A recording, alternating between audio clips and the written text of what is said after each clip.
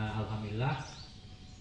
Jadi kita sudah baik, kita nggak perlu lagi ikut perlombaan di tingkat kecamatan, kabupaten, karena kita formasi cuma satu. Jadi alhamdulillah kemarin sudah jadi Bang Fadil mau mempersiapkan diri sebaik mungkin ya, karena kita memberikan anggaran ya. Dia ada sedikit ya, nanti ada jadi ada tenaga jadi betul-betul serius. Mohon konfirmasi dengan guru pembimbing yang Bapak kita guru pembimbing. Nah, kemudian konfirmasi dengan Kak Mary yang sudah berpengalaman ikut di Banda Aceh kemarin. Share dengan dia, dekatin, tanya kisi-kisi seperti apa, pengalamannya, saingannya seperti apa.